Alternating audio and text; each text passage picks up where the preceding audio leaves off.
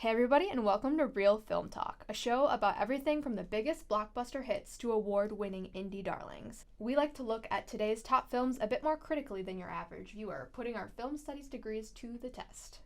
Today, we're talking about the movie event of the summer. The two films collectively have made nearly $2 billion. They spawned countless memes, t-shirts, posters, and videos. This chance doubleheader got people talking. Today, we have two special guests in the room to talk about it. I'd like to introduce you guys to Sophie and Meg, if you guys want to take a moment to introduce yourselves. Hey, I'm Sophie. I'm the editor-in-chief of The Winonin. I also work in TV services. I'm also in KQAL, so I'm in mass comm, baby. And yeah, that's me. I'm Meg. I'm the social media manager for film studies, or the film studies social media. And I also work in just housing, film studies, and English major stuff. I love it. Is there anything else you want the listeners to know about you guys? Also, I am a creative digital media major and minors in film studies and advertising. I love it. Okay. Do you guys know what we're talking about today? Yes. Yeah, lay it on me. Barbenheimer and Barbie, right? Yeah. Today we're talking Barbenheimer. Slay. So first, I wanted to get just some initial thoughts. Do we want to talk Barbie, Oppenheimer, or their collectiveness? What do we want to discuss first? We could talk Barbie first if you're down. Mm-hmm. Yeah, I think we're all gonna have a lot to say about Barbie. So First, give me some quick takes. Give me some initial reactions. I cried so hard. I went to go see it twice, which wasn't enough. Slay. But I cried, saw my eyes out at the end. Cute. It was amazing. Amazing. Did you guys dress up? Yeah. That's what I loved about Barbie so much, is that people made such a day of it. Yeah. I literally decked myself out. I was in hot pink, and I bought new shoes, and I got a shirt for it. It was it was so fun, and everybody there is here for it. They're here for they're here for dressing up. They're here for the vibes. They just have really great energy. Yeah, I loved it. Okay, Sophie, you go ahead. Yeah. So my friends and I. Oh my god, I saw it 2 weeks in because all you my didn't see it opening night? Girl, my friends and I had such different work schedules, and I was like, okay, we all want to see it together. We'll all just wait. It was literal torture for me because I was wanted to watch it so bad. Oh my god, I feel like I'm so loud. Anyways, we watched it, and it really was a perfect film. There were parts of it that were just, Ryan Gosling as Ken. He is Ken. It was perfect. And, there were parts of it that I loved, and I loved I don't know, again, there's not much more to say than I think Greta Gerwig is a perfect director, and it was a perfect film. I'm gonna have a hot take for a second. Ooh, let's hear it. I think it could have gone, and I can't, from my perspective, I know that the conservatives are freaking out over it, but I think it could have gone more political. I think it could have gone more feminist. I saw. Sorry to interrupt, but you think the film itself yes. could have gone more? Okay. Yes. Continue. But I understand, they were pointing out, because, what Greta Gerwig said about it just showed the patriarchy was what I saw. There wasn't any part of it that I saw leaning towards a certain way. It was just, I understand, Barbie or Margot Robbie's speech, she was pointing out what it's like to be a woman, and the same for the mom in the film. That those things I can see what, being feminist, but, when it comes to, other I just think it could have gone more extreme than it could, because, I saw people saying that this was, the first feminist/capitalist film ever, which is not true. Sorry. That's false. Specifically, what I think about the most, the biggest capitalist film that I've seen is Snowpiercer. I was literally gonna bring up Snowpiercer. Yeah, that film, really got me thinking about what would actually happen if climate change happened, because plans are already happening for billionaires to get bunkers because of climate change. And so, I know from a pedestrian perspective, maybe they haven't seen a film like this before. You know, maybe this is the first time they've seen a film that questions these kinds of things, which makes sense. But from a film perspective, you know, we're watching films, especially international films, that really speak on these subjects. And it's like, yeah, I mean, I get it, but like also, it's just the American perspective that this is the first time that this is happening.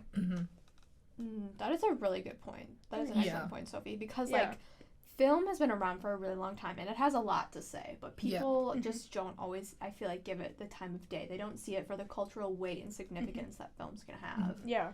And I feel like Barbie was this really touchstone of a moment. Like it really like people went to see it and it got people talking. Yeah. It surpassed $1 billion, so it's like the highest grossing film for a female director, which I think is phenomenal. It's amazing. Incredible. Yes. It makes me so happy. Mm-hmm. Do you guys, don't mean to backtrack, but do you guys have an opinion on Greta Gerwig? I love her. I love her. She Do tell. Okay. Yeah. I was kind of late to the whole Little Women kind of deal, Sure. and by late I mean like I didn't I watched it in 2020, so I was a year that's late. not even late. It's not even late. Yeah. But I like she always has just like that comforting, but also like she points out what's wrong. Yes. But it's like a soft blow to the heart, like Ooh, okay. because it's like the rest of the movie is so comforting to watch, like the aesthetics, everything else is so like fun, light, but then like there's that point of the movie where you're just like owie, like this is real life, like I came here to escape what is going on, and then it goes back to being fun and comforting. No, I totally agree. I've seen out of Greta Gerwig's films, Barbie, Lady Bird, and Little Women. And Lady Bird, although I loved it, is not in the same rank as Barbie and Little Women for me. Same. Little Women is, again, one of my comfort/favorite films. It's so, especially with Amy's character. Yes. Oh my god. I get chills every time I see her two speeches. It's just the weight, because it's like, I know it's set in a different time, and in that time, so it's set in like the 1800s. Yeah. And in that time, it was genuinely true that women had to marry for wealth to get somewhere in life, because her kids were not hers. Her life was not hers.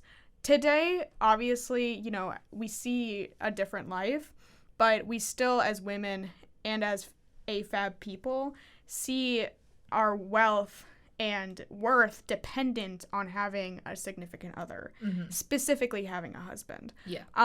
And just her, you know, saying just the lines and the way that we meet the Little Women, and we meet them as people and see them as people, but still at the end of the day know that their worth is not dependent on them. It's perfect. It's a perfect movie. And I see it I'll say it, I think it's better than Barbie. Because Barbie, although is a good movie, again, like, is not feminist enough to carry that weight through it. Wow. You are smart, Sophie. You are so profound. Okay. So I wanted to comment on something you touched on, but you were saying that, like, even like today, like, society and women put a lot of stock in like having a husband and having a significant other, and that somehow like makes your life complete. I feel like Barbie talked about that concept a lot. So maybe what are your thoughts about like that specific idea and how it was in Barbie? I mean, like, I went to go see it with my mom and my sister and then my neighbor, who, like, she's got her own set of kids and everything. And watching that speech of, what was her name? The mom in it. America Ferrera. Yeah. Yeah. Watching her speech, and, like, afterwards, like, my mom and me talked about it, and then, like, we all went back to, like, my parents' house with my neighbor, and we all, like, had a little discussion afterwards just talking about the movie. And watching my mom and watching my neighbor, like, talk about that and be like, that is so true in the workplace. And, like, my mom being like, when I had you kids, she was like, it was right back to work. She's like, there was no, like, you know, full postpartum, like, break. Yeah. Like, it was, she's like, I just need to be right back to work. Otherwise, I was going to lose my job. because people like were gonna fill her spot. Her bosses were gonna fill her spot if she wasn't back like before the 6 months. Yeah. Wow. Yeah, my mom had me when she was gonna take the LSATs. She used to be a lawyer and was at law school when she had me, and she like, it's hard to describe how much I admire my mother, because she goes through a lot of crap. And she was in, so she's now the human resources director for Edina Public Schools, and she's also the Title IX coordinator there. And she, like, just watching her and how she is so strong and able to do things is beyond, like, anything. She, you know, when I talk to her about, like, stuff, you know, regarding stuff, like, that I've been through and, you know, what's going on at my school, she's just like, yeah, that sucks. And she's like, this happened to me. And, like, it's, you know, mothers don't never get enough credit. Just not even come close. Mothers have the hardest job, specifically because, I mean, it's getting better now to equal out the playing field between mothers and fathers, but specifically because, you know, for the longest time, mothers and fathers have not had equal place in the partnership. Yeah. You know, men... My mom's grandfather didn't do anything. She said that, you know, she didn't really know him until she had me. And that wasn't an uncommon thing in the 60s. Yeah. And so, you know, just thinking about how women not only now have to have that role as a mother, but now work because economically it's not feasible to have one income households. You have to think about just how teenage women are, you know, set up to hate their mothers as well. So not getting that love from your daughter and also having to do 2 jobs is just, I mean, remarkable. Wow, yeah. I feel like that's one of the things that I really admired about the Barbie movie is that it, like, made me realize that my mom is a woman and, like, went through so many struggles to get where she is today.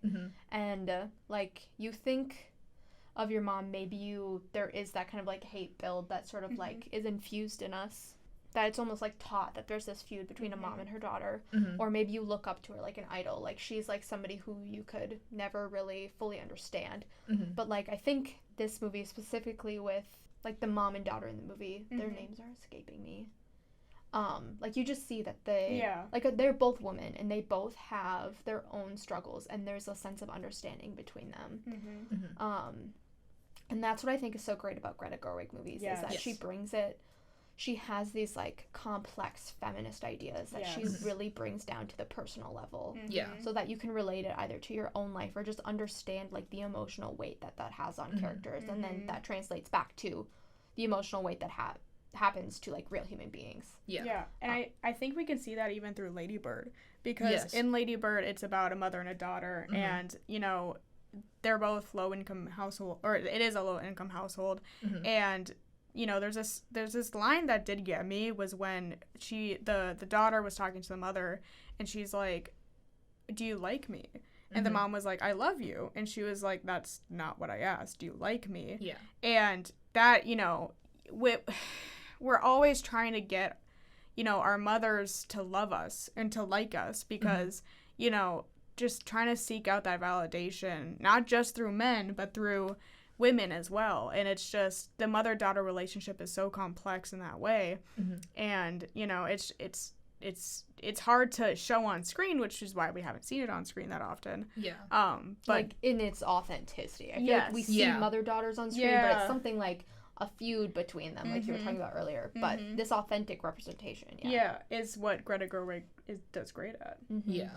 It definitely, like, it's that sense of, like, girlhood. And then also just, like, I mean, when you are a teenager, like, everyone's like, you're gonna hate your mom, you're gonna hate your mom, you're gonna hate your mom, you're gonna fight with her, like, you guys are gonna butt heads, and you do. That's what's gonna happen. But then, like, as you grow older, like, you start, like, understanding and, like, appreciating her, and, like, watching that happen in Barbie, and, like, reflecting on, like, my own relationship with my mom, and then also, like, my sister. That's what also got me crying, too. I was like, this is so, like you said, like, authentic. Like, this isn't just, like, some razzle-dazzle thing for the movie screen. It's real. Yeah, that's so true. I think I love Greta Gerwig so much. I wrote like an analysis piece, like analyzing all of her films. She has now 4 like directorial credits. Yeah. She co-directed a movie called Nights and Weekends, and then Lady Bird. That Nights and Weekends, very small micro budget movie. It was like her and one other actor, and they directed in it. Oh no. It's kind of interesting. It's like basically following a long distance couple, and like you see every time that they see each other. Like one lives in Chicago and one lives in New York. Very, very micro budget. Like I think I said like $15,000. Jeez. It's really interesting though, and it like shows like her ability to like capture emotional relationships, and just like it's a messy relationship, and like it shows that in a way that isn't like drama, and it's just like it's raw and real. And then she like steps it up with Lady Bird. Lady Bird is probably one of my favorite movies of all time. I mean, for like all the things that we talked about, like I just love the mother-daughter dynamic so much. Little Woman we've touched on. How would you guys rank her films? So we have you guys have seen Lady Bird and Little Woman, so we'll go, and then Barbie. We'll rank those 3. I would say it probably would be like, I think Little Women at top as well. Okay. Just because of like, I used to read the book, like it's a nostalgic tie to it. Sure. To the story too. So like Little Women number 1, Barbie second, and then Lady Bird third. Okay. I would say Little Women number 1, 2. Probably Barbie, and then Lady Bird. Not putting Lady Bird on the bottom because I don't like Lady Bird. Yeah. I like it. I really do. It's just like, Lady Bird for me is a more stereotypical movie than Barbie and Little Women. That's probably the reation why. But Explain that. Yeah. So we see coming of age movies all the time, specifically with Lucas Hedges. And, I see Lady Bird, although there's parts of it that are so unique to me, such as our mother relationship. I see it as a coming of age movie a lot like other ones. But, there's not another Barbie movie, and there's not another Little Women in my opinion. So that's why I would put it third, although it's still like third on my ranking of all movies. So yeah. Wow. Yeah. I love it. Thanks. I think I'm basically like your guys' list flipped. Lady Bird is just like, I don't know, something about it like really gets to me every time. Yeah. I feel it. And then Barbie and then Little Woman. I adore Little Woman though. Yeah. This is not to describe Little Woman. Yeah. Her filmography so far is just so good. I feel like one of the things that I loved the most about the Barbie movie is that I feel like a lot of like feminist characters we might see in the media are like really masculine women. Like they've got like short hair, they're like girl bosses, so they take no crap, and they're like they don't have very little feminine qualities to them. Which is great because, there is that kind of feminism like also, but the Barbie movie like offered like a different solution that was like, we can both be like embrace our feminine side and also like take no crap. For sure. Any other thoughts like along those lines? You mind if I go first? Go for it. Okay, so this is something that I've seen actually in my daily life. As an extremely short woman, I've she said hard eyes. I noticed early on in college that, so I grew up like next to the city, 10 minutes away.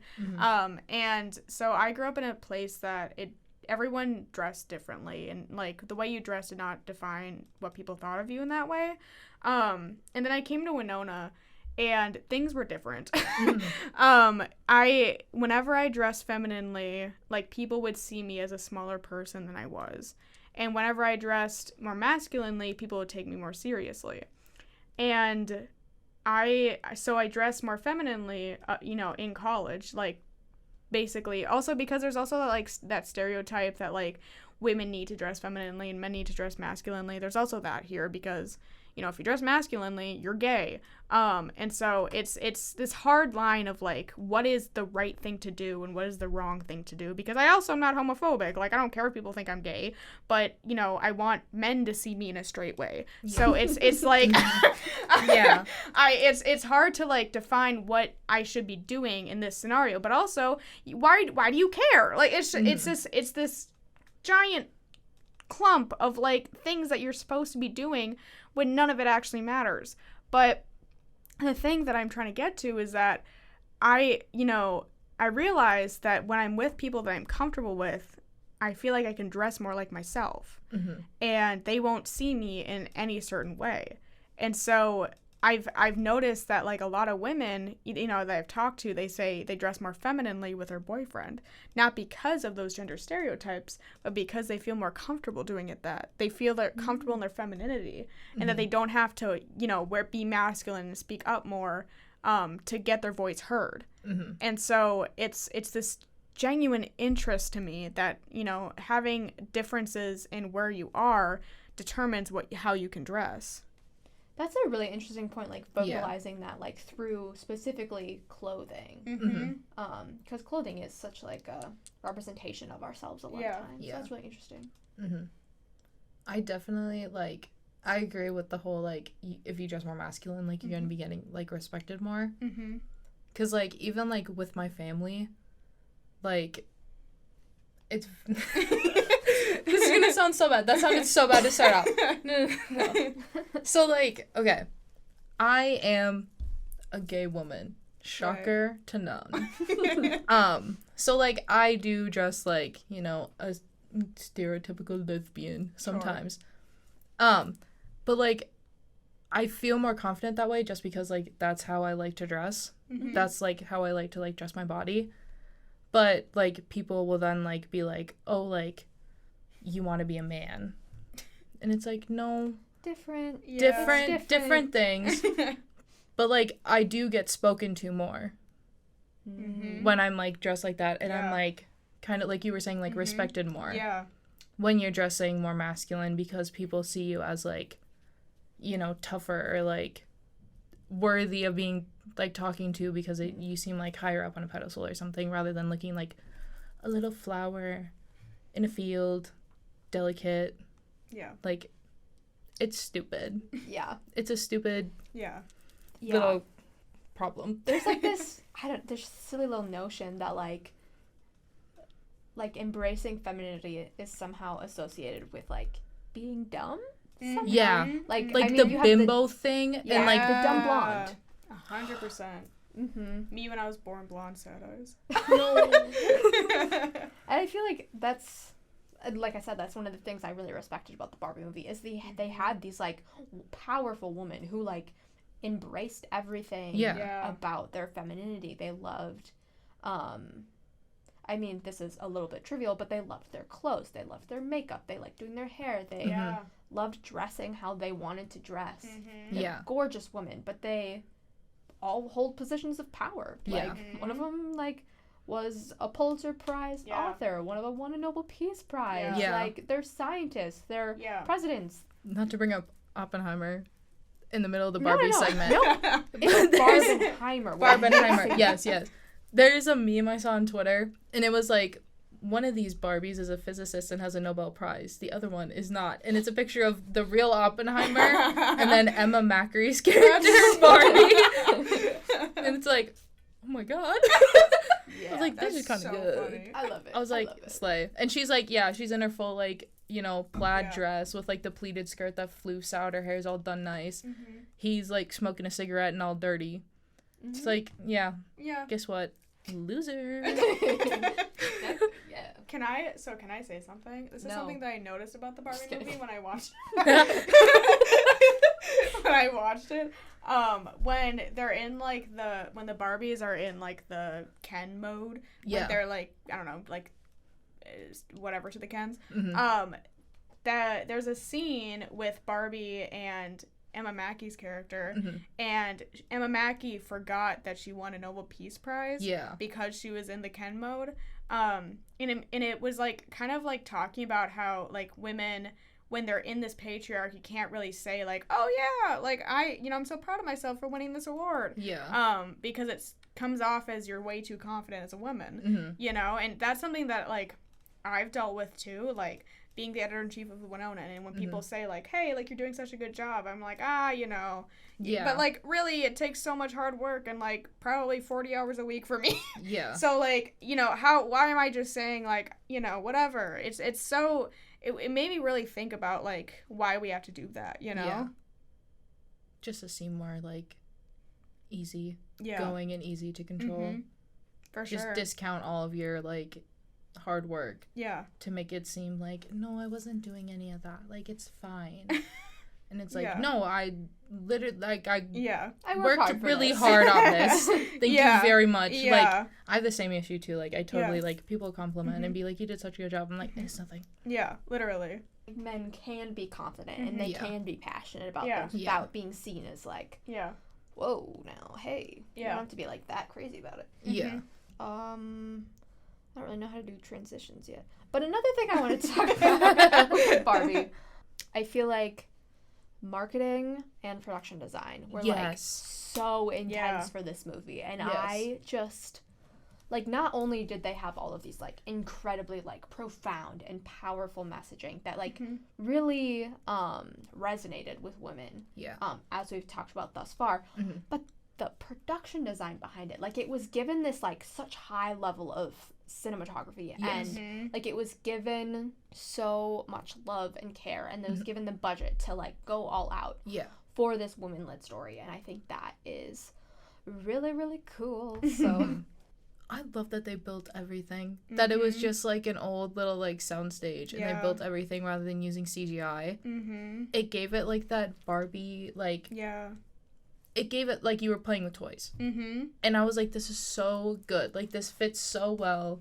They knew what the vision was. Like, this is amazing. And then Margot, like, dressing up as the different Barbies. Throughout time, like, the TV actress Barbie and all that, and, like, the runway Barbie. Yeah, that was perfect. So good. Yeah. So good. It was all over social media. Like, every single time she dressed up as, like, a new Barbie on a red carpet, everyone knew. It was so cool. The one thing I will say about the marketing is I think it was a little, this is a controversial opinion maybe, but I think it was a little overdone because I think that it had to do with a lot of like fast fashion and a lot of like things that will just go in the landfills. And that is not cool, like we're not trying to build up more climate change. It's theoretically it's a good thing. Like, we're literally learning about Barbie marketing right now in my advertising class. Yeah. Oh, no way. Yeah. Whoa. And so like it's cool, and I know that we're learning about that, but also like, when we're, they went through a lot of fast fashion brands. They went through a lot of like brands that, I know it's just going to go in the dump at the end of the day. Yeah. So, when we talk about, trying to be sustainable, I don't think that that's the right move. But that does not mean to say that I didn't buy a Barbie hairbrush. Real. I want to get the Barbie Crocs so bad. The platform ones. Ooh. They look so cool. They're so cool. I kind of need them. And I trust Crocs. Yeah. Crocs, good brand. Yeah. For sure. For sure. And, like, at the end of the day, like, if you're using them, like, buy what you can. But, like, you know what I mean? I get the point you're making. Yeah. I just wanted to bring that up. Yeah. I think what's like also notable is that like not only was there an insane marketing budget for this movie, like they really put in the hours, but I feel like there was a lot of like people doing marketing almost. Like it was like people were talking about this movie nonstop online. Like months before it came out. Like when the title was announced, people were like, oh my gosh. When the trailer dropped, people freaked out. There was memes, there was t-shirts, there was like so much content created surrounding the Barbie movie, which was, in a way, marketing, but also just an outlet of creativity from fans. I thought that was one of the really cool things about this whole Oppenheimer event of the summer. Totally. Any thoughts? I loved it. Like, the fan art between, like, the two of them, like, just, like, joining up and everything. Cool. Yeah. It's so cool. Yeah. Like, I'm a sucker for aesthetics in movies. So, like, seeing, like, you know, the bright pinks and blues of Barbie mixed with, like, the black and white of, like, Oppenheimer and people using that in their art. Stunning. Literally. I've never, like, especially during since COVID, I've never been excited for a movie, honestly. Like, I love watching movies. It's part of my major, so that would make sense. But, you know, Barbie was just so out there. And we knew that it wasn't just for capitalism. It wasn't just to make money. It was for the girlies. Yes. It was for the girlies and the gays. And, you know, just to know that, and when it was directed by Greta Gerwig, it was like, oh my god. Like, we knew it was going to be. Like, yes. And even with Oppenheimer, I mean, that one's a little bit more controversial because then we talk about Hiroshima and the people that died there. Yeah. But, for the most part, like, we knew Cillian Murphy was in it. Yeah. And he's really good, and, like, Christopher Nolan's a very well-known director, so it was, like, 2 back-to-back, like, amazing movies. Yeah. And so, I mean, we had to show up. Yeah. Did any of you guys do, like, the Barbie Oppenheimer double feature on the same day? I wanted to so bad, but I knew, like, going from Barbie, I was going to after I watched Barbie. I was, like, thinking about it in my head. I was like, I'm gonna go buy a ticket for Oppenheimer. Yeah. I was not about to go into Oppenheimer, sobbing my eyes out. I would not be able to do it. I'm going to be so real. Christopher Nolan movies already make my brain hurt. Yeah. That man and me, we have beef. He doesn't know who I am. He doesn't even know I exist. But I have beef with him because he makes my head hurt. Yeah. So the movie came out when I was at this journalism conference with Keaton, and I was at this conference, and there's a lot of backstory to it. It's kind of off topic, but basically I was at this conference with, like, national people from, like, UCLA and Pepperdine. Yeah, and also I was from Winona State. Yeah. And I was like, where am I? But they went to it, and I, you know, this day, Keaton and I, they didn't, so the conference didn't give us any food, and we were there for, like, a week. And so we had to walk, like, 5 miles to get bread. We sound like, you know, British people from the Victorian era, but it's true. And so we were walking there, and we were walking back, and this guy's like, I just saw the double feature, and we were like, how was it? And he's like, it's good. And I was like, did you like Barbie? And he said, yes. And I'm like, did you like Oppenheimer? And he said, yes, but Barbie's better. And I was like, okay. So then I went, you know, a week later to them both, and I'll say it. I think critically, or, like, thinking about it from a film perspective, Oppenheimer's better. But thinking about it from a culture perspective, Barbie's way better. That's what I would get. Yeah. Okay. Tell me what your thought process is for... Yeah. Okay. So, I think, editing-wise, and I feel this way about, like, a lot of, like, movies like this. If a movie does not, unless you're a Bollywood movie, a movie does not need to be over 2 hours. Why is it over 2 hours? You can just edit it. We're bored for an hour. Amen. Oppenheimer was a little boring at times. That's why, I'm guessing. Well, yeah, you gotta fill up 3 hours with filler. Literally. Like, there's only so much exactly atomic bomb you can have. Like, there's parts of it where I'm like, do we even need to understand the cheating stuff? Like, does it even matter? Yeah. Hey. What? Hey. What's this about? Hey, I'm here to see a bomb explode. I'm sorry. If he didn't cheat, would people in Japan be alive? Yeah. Hey. Would we be? Hey. Would Pearl? Never mind. Like, okay, yes, and, like, when I'm thinking about the movie, I loved the use of, and this is controversial too, and I'm gonna give. Sophie is here with the controversial takes today. Well, because this is what I've heard. My mom told me that there's, you know, someone she works with is Indian, and the use of the quote that the quote that he uses is from an Indian book. Okay. I sound like an idiot because I don't know what it's called. I understand that, but that is true. And I was talking to, so I have a very close friend from India, and she's like, it's dumb for people to think that it's, you know, bad to use that quote, and I was like, okay. But I know that that's a controversy out there. I don't know what the right take is. Anyways. Yeah. But I do, from a critical standpoint, I love the use of that quote because it is true. You know? Can you tell us the quote now? Yes. Give me a second. Destroyer of the Worlds. I'm Destroyer of the Worlds now. Something or other like that. Okay, gotcha. I am now something. Destroyer of Worlds. Yeah. And the use of that quote is part of the reason why I liked the movie.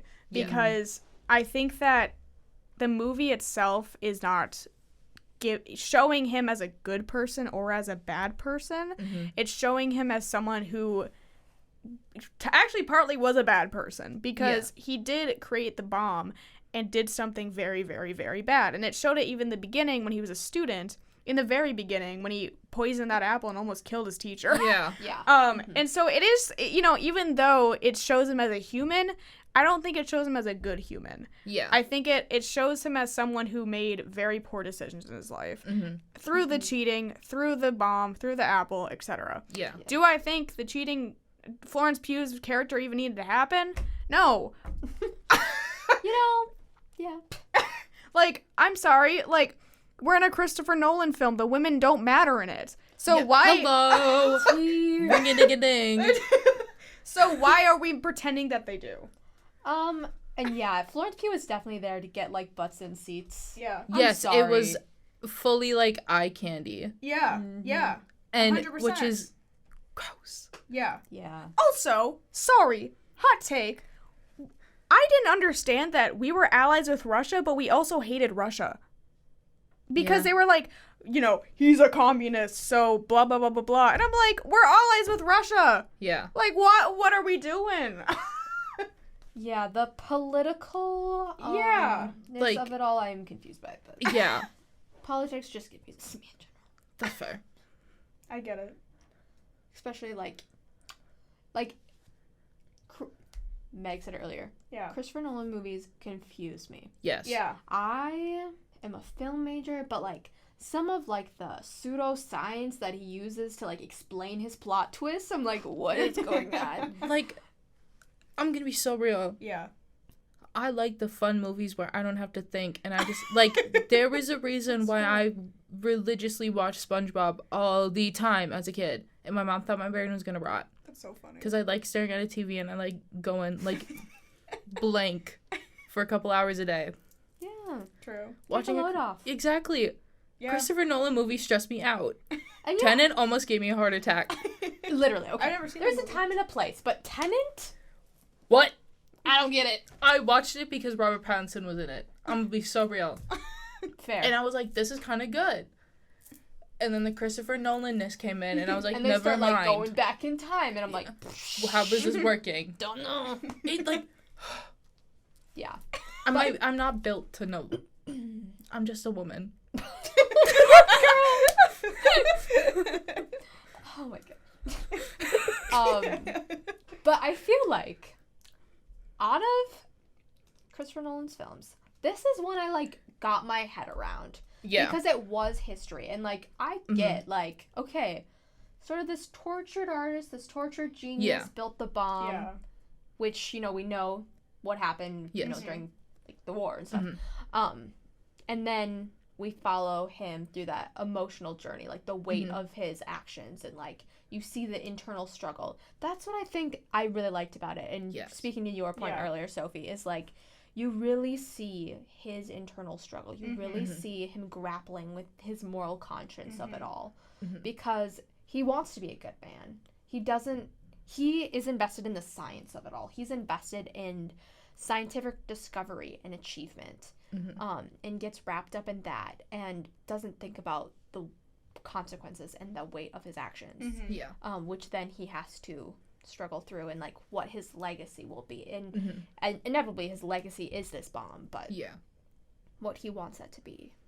And that's what I think was interesting mostly about the movie, was that just, like, and I feel like the film cinematic language, that's what I'm trying to say. I'm a film major. I got this. You got this.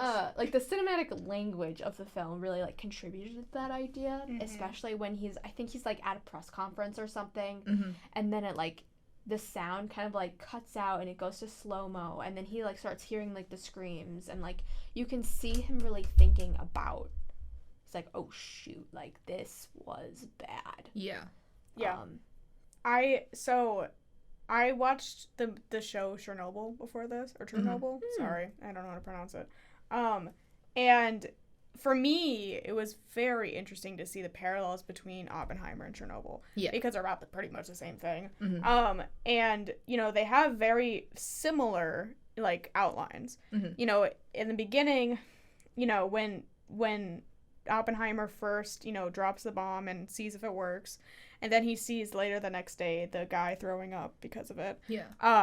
That's what happens in Chernobyl. In the beginning it shows the person, the bomb dropping and the people seeing the mushroom in the air. Yeah. And then you see the people throwing up, and then you see the people in the hospital. We don't see in Oppenheimer the people in the hospitals and stuff like that, but it's just, the differences between them are that there's not much difference between them, to be honest. They both show it in a very realistic way of, like, he did this thing that, he imagines the skin falling off of the people in the crowd. Yeah. I don't have the educated answer for if it was a movie that needed to be done because of the trauma of the people and the survivors. But when it comes from my American perspective, I don't see it as I didn't leave the movie thinking he's a great guy. Yeah, like, it definitely put you in a spot where, like, you almost are, like, forced to sympathize with this, like, kind of, it's not morally great, but, like, like, he did bad things. Yeah. But, like, you're forced to sympathize with him and forced to, like, be like, I understand him as a human when you don't want to. Yeah. Which is, like, uncomfortable. Yeah, exactly.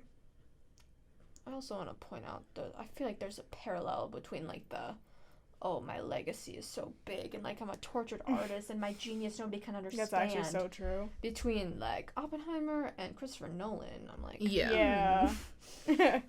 just something little ego rub. Yeah. I was like, okay, I see what you're doing here. I get you. Let's see. Also, like, the shift between black and white and color and the change in aspect ratios. Yeah. It's always so creative when a movie does that. And, I mean, some people might do it to be flashy, but it doesn't really mean anything unless it has purpose and intent. And I really think that Oppenheimer was doing this with a lot of purpose and intent. To, like, have these shifts in color and aspect ratio to serve the narrative. Because it's a cool trick, but inevitably, like, why are you doing it unless it has a purpose? Yeah. So, like, Christopher Nolan does know what he's doing. Yes. And it was really cool to see, like, the film form come together like that. Okay, do we have any other thoughts on Barbie, on Oppenheimer, on the collective Barbenheimer meme? Well, like, it was just so cool, like, being on social media. Like, I keep, like, thinking about, like, I mean, it was constantly trending on Twitter. You would go on your Instagram Explore page, and there would be, like, 50 new posts of just, like, either fan art, like, memes that are being made, like, was it the Spider-Man meme where they're, like, pointing at each other? Yeah. And it's, like, Barbie and Oppenheimer and all that. It's just so, like... And then the people, like, flipping... I saw so many videos on TikTok of, like, people flipping, like, the Barbie and Oppenheimer aesthetics. Yes. And then, like, replaying scenes of the film and just, like, seeing how much creativity came out of it when they weren't even out yet. Like, it was literally, like... 5-second clips from a trailer or, like, promo shots or something like that. It was just so cool. Like, it truly was, like, a community coming together, and it was really cool. Yeah, and speaking of the trailer, can I just give props to Greta Gerwig or whoever made the trailer for not making a trailer that shows everything that happens in the movie. Thank you. I was happily shocked. Yes. Because I really was. I was like, this is going to be so Princess and the Pauper, 2000s animated Barbie core. Yeah. I'm going to have the time of my life. And then she did something that no one does, which is an amazing trailer that doesn't share what's happening in the movie, but shares what it's about. Yes. Are we talking the teaser trailer, the, like, Stanley Kubrick? That plus, Oh, okay. Yeah. Like the Genius. 2001 reference? Genius. Okay, because here's what I think is so smart. So the initial teaser trailer for Barbie was not really a parody, but like a recreation, an homage to Stanley Kubrick's Yes. 2001: A Space Odyssey, Yes. the Yeah. opening for that film. And what I think that did is it dragged the film bros in. Yes. Like, they're like, oh my gosh, 2001: A Space Odyssey. Oh my goodness. Oh And my it's god. like, That's the movie I like. Yeah. Yeah. Then they come to see it, and they're like, And oh, it's just- shoot. It's so camp. yes. It's so like it's driving. I don't have the words for it. Like just the big Margot Robbie. Yeah. Like it's if you've seen 2001: A Space Odyssey, it's like the monkeys are going towards this what I don't The know. monolith. The monolith, that's the word. And It's just a big black box. to thing. compare Margot Robbie to a monolith, Like it's just yeah. it's kind of everything. Kind of, yeah. And Yeah. like the way that it's just like showing how Barbie like reshaped the world in that moment and was like this alien technology, if you Yeah. could even call it that at the time, Mm-hmm. Ooh. and like forcing doll makers to step away from the Barbie doll thing. Mm-hmm. Cause like my mom cracking up during that scene. She was like, yeah. She's like, she's like, your grandma used to always buy me baby dolls. I was so sick and tired of it. She's like, I was so done with it. I was so happy when I got my Barbie. I was like, word, slay, Love it. as you Slay. should. Yes. Oh, I It's know. so perfect. I love Mm-hmm. the teaser trailer and then the opening of Barbie. Yeah. Because Yes. the teaser is in the opening. Mm-hmm. It really just like it shows that like, okay, this is like people thought of it as like this girly pop movie. Yes. But like no, it is like cinema. Like Yes. this is Yeah. worthy of study. Yeah. We are relating it to one of the greats, Stanley Kubrick. Yeah. Yes. And we are putting those on the same playing field essentially. Exactly. So it like elevates Barbie to be worthy of study and worthy of discussions Yeah. like these. Mm-hmm. Because it really is. Yeah. Yeah. And people were going to see it as like a joke. Yeah. Because they, Mhm. I mean, at first I was like, new Barbie movie. This is like, again, like I thought This that it is was hilarious. Gonna, yeah. I was like, this is going to be so dumb. This is going to be Barbie Mermaidy all over again. Yeah. No. Why, like, I was like, genuinely, like, why am I crying? Why am I, like, feeling things right now? This is Yeah. a Barbie movie. Mm-hmm. What's going on? And I was like, never mind. This is amazing. This is, like, Yeah. Exactly. everything. Yeah. If it doesn't sweep at the Oscars, I'm going to lose it.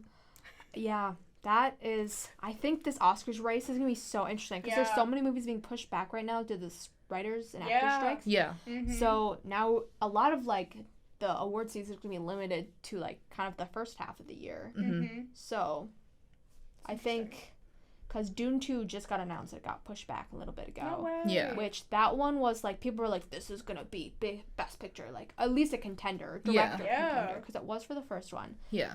So this like puts Barbie up. Like I feel like this like Yes. You're saying I have to wait for Timothy Chalamet. All I'm saying is that I know it won't happen. But if Michael Cera is not up for like Alan. as Alan for best supporting actor I know. and doesn't win, I know. I don't care about Ryan Gosling. I need Michael Cera to win. Isn't Ryan Gosling? Wouldn't he be best actor? supporting. Supporting. He's just Ken. He's just he's Ken. just No, you're Ken. kidding. I'm not He's joking. literally just Ken. He's supporting. He'd be supporting. I'm pretty sure. That's so sad. Nope. It is kind of sad because I want him to win too. Yeah. Because I'm kind of scared that like Cillian Murphy's not okay. Love Cillian Murphy as well, and like I do believe that he like should get Yeah. an He Oscar did for act his his heart performance. out. You're Yes, Yeah. but I just want Barbie to sweep. I know. right. I also want Barbie to sweep. It better win. Is there a best set one? Because if so. Yes, best production design. Okay, well then Barbie. Barbie. Best Yeah. costume It design. deserves Yeah. more than that though. Yeah. It I is know. those things. It Yeah. really, really Yes. is. Yeah. But Margot Robbie freaking crushed it. Yes. Yeah. Greta Gerwig, give her all the awards. Yeah, like Make her #1 director. For yeah, yeah. #1 all time. Yes. More than Alfred Hitchcock. Yeah, he was weird. he was weird. Weird guy. Weird guy, kind of quirky. I know. The fact that we learn about Sigmund Freud in almost all my classes makes me want to. If I could go back into never mind. This is not the topic for the podcast. Love. Yeah. We're staying on track. I love it. Hey, I think we stayed on track. Yeah. We Really did pretty well. good. Yeah. Yeah. Mm-hmm. I'm proud of us, honestly. And we've been recording for nearly an hour, so. Yeah. Look at us. Final thoughts on Barbenheimer. I love the just cultural touchstone it had. Mm-hmm. It brought people to the theaters. Like, they made... The two films together made almost $2 billion. Yeah. Yeah. Barbie surpassed $1 billion, like I said earlier. Do you think that saved the movie theaters? It better have, because, yeah, it was bad. I know! It was horrible. Like, Yeah. a lot of them are going down. And, like, yeah. I know people are like, but streaming services are so much more convenient. And, like, Yeah. you know, I don't go to the movies a lot either. Mhm. But the feeling of it, just, like, going to Yeah. the movies with your friends and, like, Yes. getting a popcorn, sitting down, doing that, Mhm. like, being Yes. literally away from everything Mm-hmm. and just forced to look at a screen for, Yes. like, an hour and a With half. popcorn? Yeah. Yeah. That you're clearing out during the promos. It may be the big one. It does not matter. Does not matter. It's cleared by the moment the movie starts. Yeah. Yeah. I love the movie theater experience so much. Mm-hmm. Yeah. I think there's been, like, a lot of talk, like, oh, is this movie, like, brought people back? Yeah. And I think a lot of movies have kind of been like, ooh, our theater's back, but I really think Barbenheimer, like, people showed up. People and did. they showed up. And I think the issue So with, like, grandly. people, because I've heard that too, like, on social media and stuff like that. I think the issue is that some people come from a wrong perspective with that. Is that people see it like, oh, like, we can still be doing the things that we've been doing, which is create movies that no one wants to watch. We just know they're going to make money. And it's going to be back. No. The reason Barbenheimer succeeded is because there were two films that were so out of pocket that people actually wanted to see. Yeah. That's They the were reason. original stories. Yes. They were not, like, they're not superhero movies. Yes. They're not sequels. They're not reboots. Yup. Yeah. Yup. They're from creative directors Yes. who Yes. want to tell original stories that Yes. have something Exactly. to say. 100%. I want us to be back to going to the theater. Yeah. I want movies to come out that are geared towards the person, but I just know that's not gonna happen. No. Especially because now there's a new Polly Pocket movie. Hey, don't speak ill of Polly Pockets. Mac was bashing about that for like 1 second. I'm backing. Maybe it's gonna be good. Hopefully. I don't even know anything about it. I just Emily heard in Polly... Paris is gonna be in it. No. That's what I'm saying. Never mind. Wait, Lily Collins, come on, go back to Mirror Mirror. You kind of killed it in Mirror Mirror. Mhm. Love. Yeah. Yeah. Yeah. Yeah. So, Make more interesting movies, Hollywood. No, genuinely. Or not even Hollywood. Independent. Yeah. Independent filmmakers. Like, We want to see what you have. yeah. I wish... I know they won't make any money, but I wish that, like, movie theaters could just, like, do, like, a week where they just show, like, independent films that, like, are on YouTube or something. Mm-hmm. Oh. And something like that. And then they just make profit Or, off, like- like, popcorn. Really small, like, A24 films. Mm-hmm. Like, Greenlight was so good. Yes. Yeah. I wish that was in the theater. Exactly. Yeah. I did not know about it until, Yeah. What film? Greenlight, did you see that? I don't. It's a horror movie, and it's really small, and it's from A24. It's, like, one of the best horror movies I've ever seen. oh, yeah, it's phenomenal. Yeah. I thought you were talking about Green Book for a second, and I was like, oh, you guys liked that? That's What so is Green Book?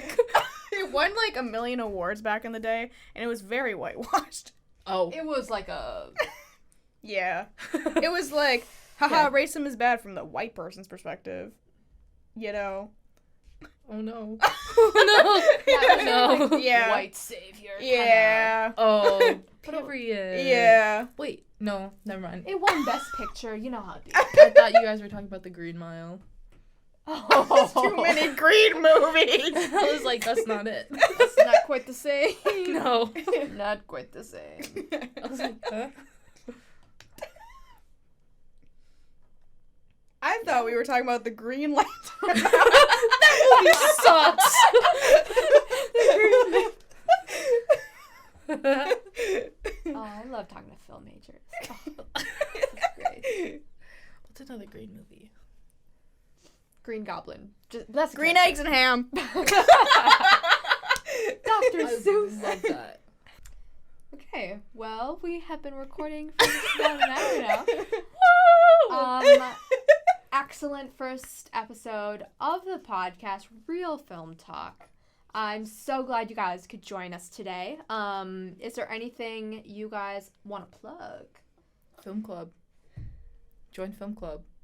Be the president of film Be club. the president of film club. We do need a president. We do. And it'd be good just to have, like, the community back again. Like, it kind of diminished this last year because everyone... A lot of film studies people graduated. Yes. Yeah. It was, like, a huge chunk of, Mm-hmm. like, everyone being gone, and now it's, like, a bunch of new people coming in, and they don't know that it's there. Yeah. So join film club. Yeah. Mm-hmm. Agreed. I'll plug the Winonan, you know. Heck yeah. I write film reviews for the Winonan. She does an amazing job. Her new one is The Bomb versus the Bombshell, Barbenheimer. That's so good. Cassie! I know, she's so good. Oh my god. I know. Thanks. I'm the editor-in-chief. Amen. Which is so cool and awesome. I love doing it. I really do. Mm-hmm. So we unfortunately, unless you're a sports reporter, we don't have any positions open, but please read our newspapers. Aside from that, I have an Instagram, official.sophia, but Sophia spelled Sophia because everyone says is it Sophie or Sophia? And I'm like, both. Mm-hmm. I never knew that about your Instagram. That's funny. Thank you. Once again, my name's Van Cassie. You can find me on the Winonan. I write film reviews. You can look me up on Film Obsessive. I write film reviews and analysis there. You can also check out my letterbox, which is Cassidy_Lynn. Well, thanks so much for listening to the first episode, you guys. Hope you come back for many, many more.